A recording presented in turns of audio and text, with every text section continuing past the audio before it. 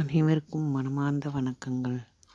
தமிழகத்தின் பெருமையை பற்றி காஞ்சி பெரியவர் என்ன சொல்லியிருக்கிறார் என்று இப்போது பார்ப்போம். உலகத்தில் உள்ள கோவில்களில் பாதிக்கு மேல் இந்தியாவில்தான் இருக்கின்றன. இதிலும் பாதிக்கு மேற்பட்ட ஆலயங்கள் தமிழ்நாட்டில்தான் இருக்கின்றன. பிறருடைய பாஷையை பழக்கங்களை வெகு சுலபமாக எடுத்துக்கொள்வதில் தமிழ் ஜனங்களுக்கே ரொம்பவும் திறமை இருக்கிறது. தமிழன் என்றால் இங்கிலீஷ்காரனை விட நன்றாக இங்கிலீஷ் பேசுகிறான், ஹிந்திக்காரனை விட நன்றாக ஹிந்தியில் பேசுகிறான்.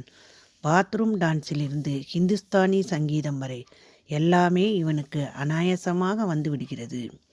இதிலே பாராட்டுவதற்கும் விஷயம் இருக்கிறது, கண்டிப்பதற்கும் விஷயம் இருக்கிறது.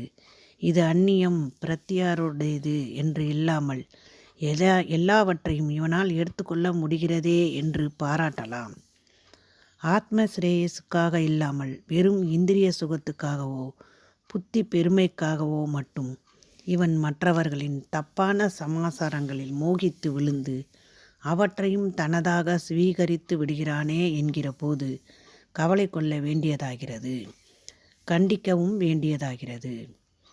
தமிழ்நாடு ஒரு குளிர்சாதன பெட்டி போல் எல்லா பாஷைகளையும் எல்லா நாகரிகங்களையும் கெடாமல் குளிர்ச்சியுடன் காத்து வந்து கொண்டிருக்கிறது. குளிர்சாதன பெட்டியிலே வைத்த பழம்போல் மற்ற பிரதேச பாஷைக்காரர்களான மகான்களின் இலக்கிய சிருஷ்டிகளும் இங்கே உண்டாகி கெடாமல் பாதுகாக்கப்பட்டு வந்திருக்கின்றன. உதாரணமாக தியாகராஜரின் தெலுங்கு கிருதிகள் இந்த மண்ணில் பிறந்தவையே.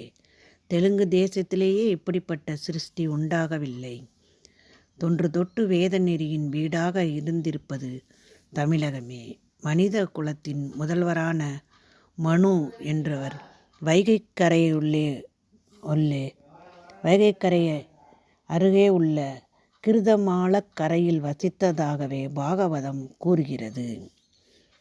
அழிஞ்சில் விதை எப்படி தாய் மரத்துடனேயே ஒட்டி கொள்கிறதோ, ஊசி எப்படி காந்தத்தால் கவரப்படுகிறதோ, பதிவிரதை எப்படி தன் பதியின் நினைவிலேயே ஆழ்ந்திருக்கிறாளோ, கொடி எப்படி மரத்தை தழுவி வளர்கிறதோ, நதி எப்படி சமுத்திரத்தில் கலக்கிறதோ, அப்படியே பசுபதியின் பாதார விந்தங்களில் சதா சர்வ காலமும் மனத்தை அமிழ்த்தி இருப்பதுதான் பக்தி என்பது என்கிறார் ஸ்ரீ ஆச்சாரியால்.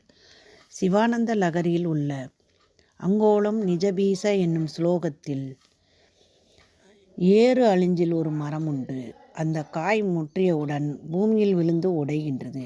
உள்ளே இருக்கிற விதைகள் ஏதோ ஒரு ஆகர்ஷண சக்தியால் நகர்ந்து நகர்ந்து தாய் மரத்தோடையே ஒட்டி கொள்கிறது. ஒட்டி கொண்ட பின்பு மூலமான மரத்துக்குள்ளேயே மறைந்துவிடும் என்கிறார்கள். பகவானிடம் இருந்து பிரிந்து வந்திருக்கிற நாமும் இப்படி அவன் பக்கமாக நகர்ந்து நகர்ந்து முடிவில் அவனிடம் போய் ஒட்டி கொண்டு ஒன்றாகி விட வேண்டும். யமன் ஒரு கணம் கூட வீணாக கழிப்பதில்லை. பிரதி கணமும் நெருங்கி வந்து கொண்டிருக்கிறான்.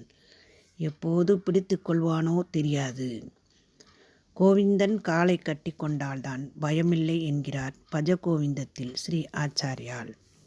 நாம் பக்தி பண்ணுகிறோம், ஆனால் எப்படி கஷ்டம் வந்தால் மட்டும்தான் நிவர்த்தியாக பூஜை சாந்தி எல்லாம் செய்கிறோம். நிவர்த்தியானால் பூஜையும் அதோடு விட்டு விடுவோம். ஆகாவிட்டால் சாமியையே திட்டுவோம். நமக்கு உண்மையான அறிவும் பக்தியும் வருவதற்கு வழிதான் என்ன?